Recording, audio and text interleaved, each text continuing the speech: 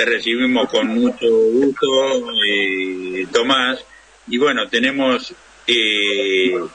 una instancia en Argentina que sigue su curso. A los jubilados y a los que se solidarizan con ellos le siguen pegando. Lo de la deuda no convence ni a propio ni extraño, por eso la corrida al dólar, que no es insignificante y se mantiene a pesar de los esfuerzos para volverla para atrás. La propia Citi no confía en ellos, aunque ellos son siempre fueron amigos de la Citi porteña, del sistema financiero nacional e internacional. Bueno, danos tus comentarios acerca de la realidad argentina actual, de estas cuestiones que te mencioné y de alguna que se te ocurra pertinente. Miren, un gusto primero que nada estar nuevamente con ustedes dos y con la audiencia. Creo que lo que estamos viviendo hoy es la crónica de un final anunciado. Tomemos nota, seguramente una vez más lo estamos haciendo, de que se trata del mismo procedimiento que vivimos en época del gobierno de Macri, con el mismo personaje a cargo del Ministerio de Economía, endeudando al país para que se lleven esos fondos a través de lo que llaman el carry trade o bicicleta financiera, los ahorros y las riquezas de los argentinos. Evidentemente que llega a su fin, porque naturalmente este mecanismo requiere por parte de quienes invierten en él, todos especuladores financieros, que no es una timba. Coincido en esto con algo que suele reiterar Ali Alizarac, en el sentido de que se llama timba financiera a la bicicleta financiera cuando no es timba porque no tiene ningún riesgo. Tienen información privilegiada, saben cuándo salir. Lo que yo creo que está haciendo Caputo es estirarlo lo máximo posible, pero no porque tenga demasiado interés en parar la inflación o beneficiar al gobierno de Milei para que llegue octubre, sino porque el único interés que tiene este verdadero cipayo, que no se comprende cómo podemos tropezar dos veces con la misma piedra de un modo calcado, es llevarse las grandes ganancias, la mayor cantidad de ganancias que puedan, él y sus amigos de Wall Street. De modo que evidentemente esto se cae, el sistema ya llegó a su fin, están sacando los dólares, hay más de 5.000 millones de dólares desde noviembre aquí que se han retirado de los bancos, además, no solamente lo que el Banco Central está vendiendo, que en 20 días ha sido casi 1.400, 1.500 millones de dólares, de modo que la bicicleta financiera llega a su fin, el ciclo Caputo va a llegar a su fin, y creo que tiene el boleto picado, evidentemente también Milei, que siempre dijimos es un mascarón de proa de quienes realmente están detrás del sustento de este modelo extractivista, colonial, de sumisión del pueblo argentino. Lo que puede pasar, y la verdad es que estamos complicados, porque es evidente que este gobierno de Milei se ha sostenido hasta el momento porque no tiene absolutamente nada enfrente, porque hay una defección extraordinaria de la dirigencia política que se supone que debe representar la oposición.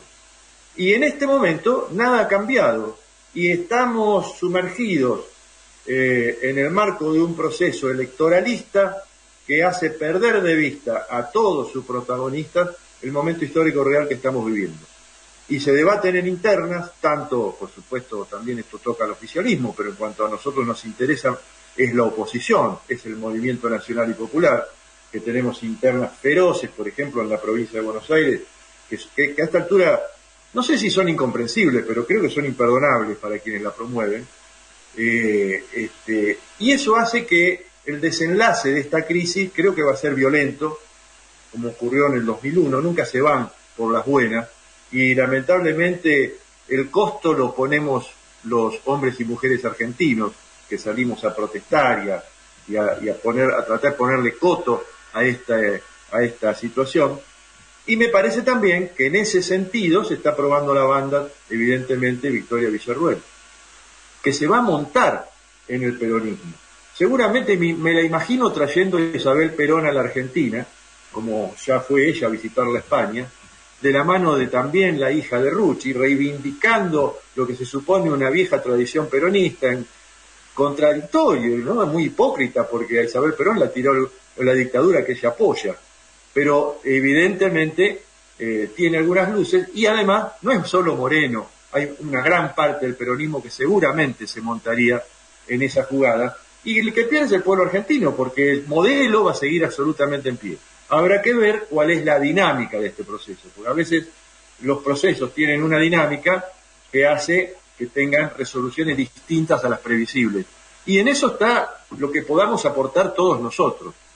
Yo creo que en ese sentido es doblemente censurable, como decía recién, la actitud mezquina de muchos dirigentes del campo nacional y popular que se sumergen en resguardos de intereses propios y dejan de lado lo que es el interés fundamental, que es el interés de la patria, el interés del pueblo argentino, en un momento dirimente, donde la historia puede ir para un lado o para el otro. Si hoy tuviéramos un movimiento popular realmente organizado, con dirigentes que representaran estos intereses, creo que la posibilidad de tocar a fondo el modelo vigente y modificarlo sería muy grande. En estas condiciones pareciera que lo que va a haber es un cambio nada más que gatopardista, ¿no es cierto? Modificar algo, más esencialmente algunos personajes, para que el modelo siga. Esa es la opinión que tengo y creo que es grave. Sí, se olvidan de un apotegma peronista. Primero la patria, después el movimiento y después los hombres. Empiezan al revés. Sí, lamentablemente creo que el gran ganador del peronismo de los últimos tiempos, desde el punto de vista de la construcción de conciencia política, es Menem. Porque el neoliberalismo lamentablemente anida hasta en los más progresistas del campo nacional y popular. Lo vemos en sus actuaciones. Concretamente, para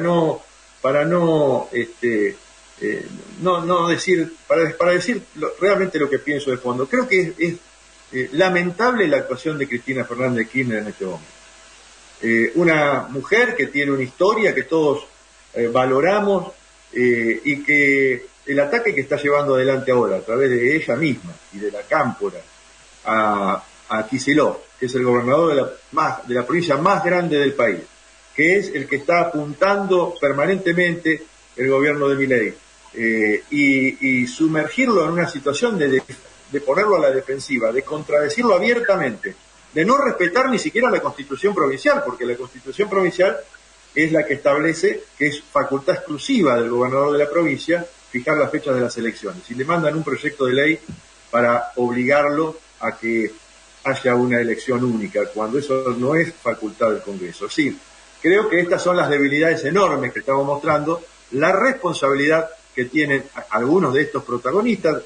La nombro a Cristina porque es una líder natural, es la que se puede referenciar históricamente en los últimos años como conductora del movimiento, pero que lamentablemente viene, en mi opinión, errando bastante, y en este caso lamentablemente resulta funcional a los personeros que tiene el modelo en este momento, en este caso a través de Milei, pero reitero, Milei es una circunstancia. Tomás, mira, yo estoy opinando desde 7.000 kilómetros de distancia, y si mi óptica está desdibujada, te pido comprensión. Axel Kicillof, un proyecto, Axel Kicillof, una emoción, Axel Kicillof, una posibilidad de respuesta a lo que está pasando. Tiene que pelear contra el hermano de Macri, tiene que pelear contra Milei y tiene que pelear contra fuerzas importantes en el peronismo. ¿Cómo se hace patria? ¿Cómo se lucha contra el neoliberalismo? ¿Cómo se defiende a la nación argentina con un progresismo tan dividido y tan fragmentado? Hasta que llegó Chávez, aquí nos tomó décadas y décadas y décadas de división, de pelea, de confrontamiento, hasta que el liderazgo de él lo logró. Tú ves a corto o a mediano plazo en Argentina un liderazgo que sea capaz de unificar al peronismo. Me voy a hablar de peronismo, no voy a irme por las ramas. ¿Lo ves posible? ¿Quién lo encarna? ¿Cuándo vendrá? ¿Podrá la Argentina seguir aguantando esto? Mira, José Gerardo, lo que pasó con Chávez en Venezuela y todos los años previos que tuvieron que soportar, incluido el Caracazo con los miles de muertos que dejó, también lo vivimos en Argentina, no yo, porque soy de una época, todos nosotros no vivíamos en ese momento, pero en la famosa... Claro, la Argentina post-Irigoyen, entre los años 30, cuando viene el golpe de Uriburu, hasta el 4 de junio del 43, que se produce el golpe del GO, que encabeza Perón, y luego viene el 17 de octubre con el peronismo, pasa más o menos exactamente lo mismo. No había horizonte, era una gran nube y no se veía salida. Y de repente aparecieron un grupo de militares patriotas en el GO. No había una movilización popular que motivara eso. Había algunas expresiones. Tenemos dificultades con Jauré. Seguí. Jauré, Scalabrini, Forja, Fuerza de Orientación Radical de la Joven Argentina, en ese momento, que puso el plafón necesario para que el peronismo tuviera un programa. Esa fue la realidad. Pero no había una movilización popular, no se veía conciencia popular, como tampoco parece verse ahora. Entonces, la verdad que es un enigma lo que pueda ocurrir. Va a depender un poco de todos nosotros, en alguna medida. Y en segundo lugar, como vos bien referías, porque así se resuelven las cosas, sobre todo en nuestra región, yo creo que en el mundo, pero sobre todo en nuestra región, donde la planificación política y económica no es una virtud, tiene que generar la aparición de un nuevo liderazgo político, que puede ser o no del peronismo. Yo siempre recuerdo aquellas palabras de Jauretche, cuando Jauretche va a ver a un prominente dirigente de Córdoba, que era Amadeo Sabatini, radical, para que se unifique con Perón y hagan una gran unidad nacional en torno a un movimiento que descolonice el país en ese momento en manos británicas. Y Amadeo Sabatini, como ocurre con muchos dirigentes, no lo vio, no quiso hacerlo, quedó en el olvido. Y Perón hizo lo suyo y pasó a la historia. Bueno, Scalabrini decía en ese momento respecto del radicalismo, cuando un partido que representa al movimiento popular deja de representarlo, pasa a ser un partido del establishment o del sistema, y deja lugar a otro que va a aparecer para reemplazarlo. Y ahí estuvo el peronismo. Eso mismo le está pasando hoy al peronismo.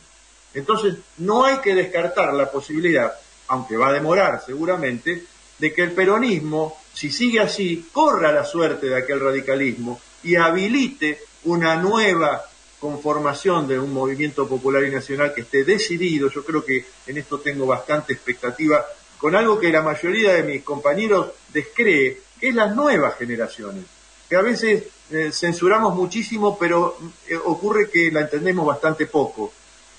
Como pasaba con nosotros en los 70, tampoco nos entendían los que nos precedían, y bueno, es el cambio de los tiempos. Creo que en la Argentina siempre hay una reserva de patriotismo en su pueblo, que es mayoritaria en determinados momentos, que en otros determinados momentos decae por las decepciones dirigenciales, pero que está presente y que tiene que surgir. Y nosotros tenemos que aportar lo poco que podemos aportar o lo mucho que podamos aportar a partir de nuestra experiencia y nuestra vocación por llegar o retomar un proceso para la liberación nacional.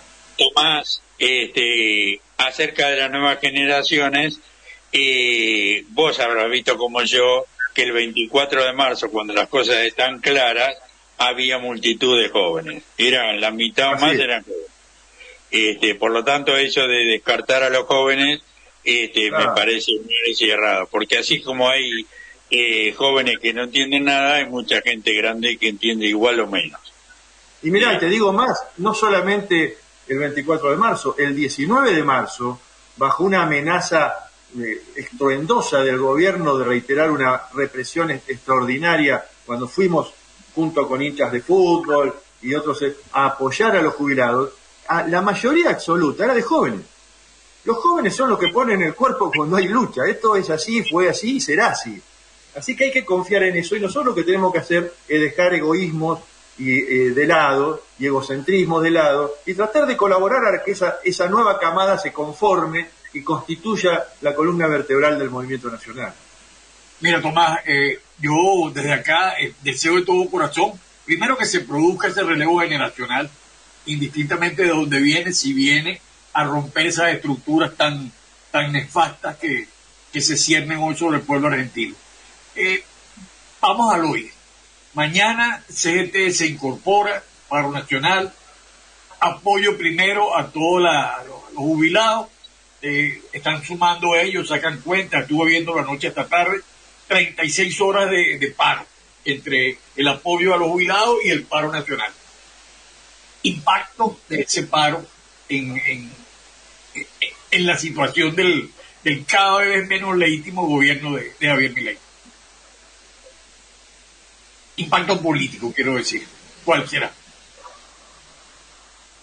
Yo creo que el paro de la CGT de 36 horas, que se va a amalgamar con la concentración a favor de los jubilados en la Plaza de Mayo, va a ser importante, va a ser muy importante. Ahora, en mi opinión, ¿cuál es el problema de esto? Acá un paro no resuelve nada. Pararle el país a Milei ni siquiera se va a notar. Está bien que sea 36 y sobre todo que haya movilización. Eso es fundamental. Pero no podemos poner el acento en los paros solamente porque el país está parado. El nivel de actividad hoy está por el suelo en la Argentina. De modo tal que, en realidad, al modelo de Milei, un paro, sobre todo de carácter industrial, le importa bastante poco y hasta en alguna medida le es favorable.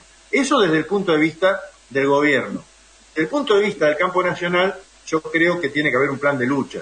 Es decir, un paro con continuidad de la lucha. La CGT hizo ya una cantidad de paros desde que vino este gobierno. En el mes de diciembre del 2023 fue la primera, se llamó una movilización en la Plaza Lavalle, que fue importante, y hubieron varias más. Pero al no haber un plan de lucha que sea planificado en función de un objetivo concreto, que en mi opinión en este caso no puede ser otra que el juicio político de Milei y Villarroel, y movilizar a toda la masa popular en torno a ese objetivo, con todas las estructuras organizativas que tiene el campo nacional y popular, entre las que debemos contabilizar, por supuesto, el movimiento obrero, por más que esté parcelado a partir de la falta, digamos, de la gran cantidad de trabajo en negro que hay, que no forma parte o estructural del movimiento obrero, pero que hay que incorporarlo y tiene que ser incorporado, pues además es una nueva realidad.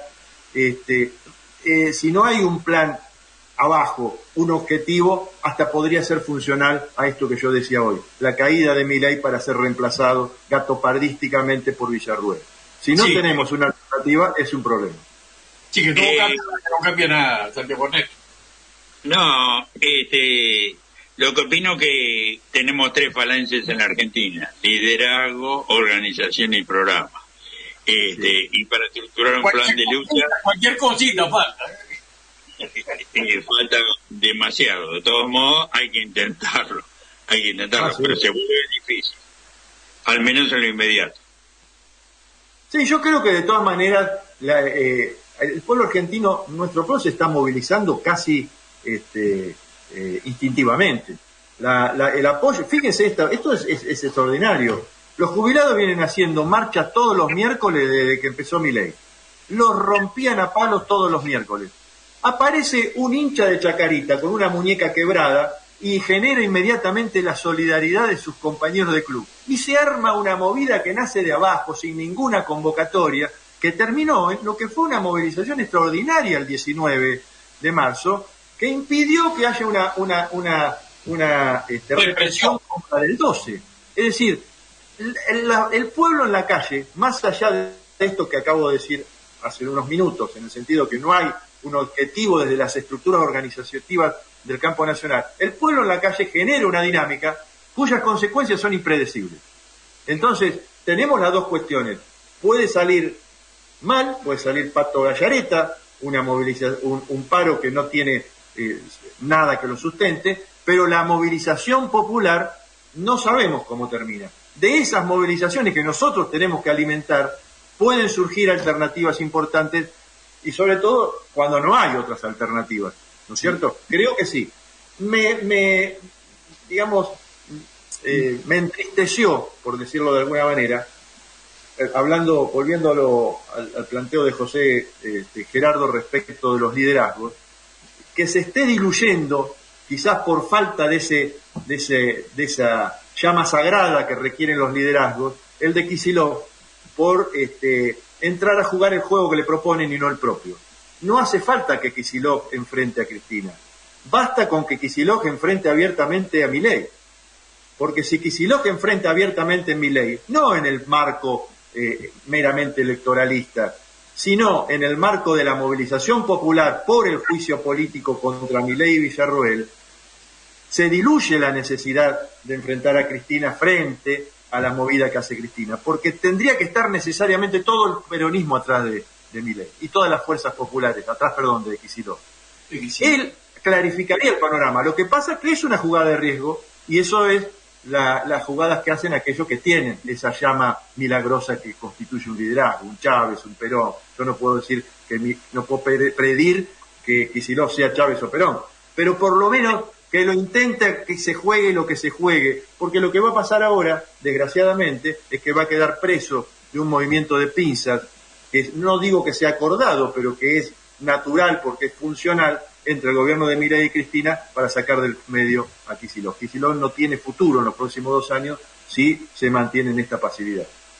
Bueno, Tomás, muy interesante y eso lo vamos a seguir charlando en las próximas emisiones porque en donde esté presente, porque no creo que esto se resuelva en 15 días, ojalá se resolviera. Sí, te esperamos dentro de 2 semanas para seguir charlando estos muy interesantes temas y te agradecemos mucho la presencia continua. No, un gusto para mí y soy el agradecido siempre. Hasta luego, Tomás. Muchas gracias y te esperamos siempre.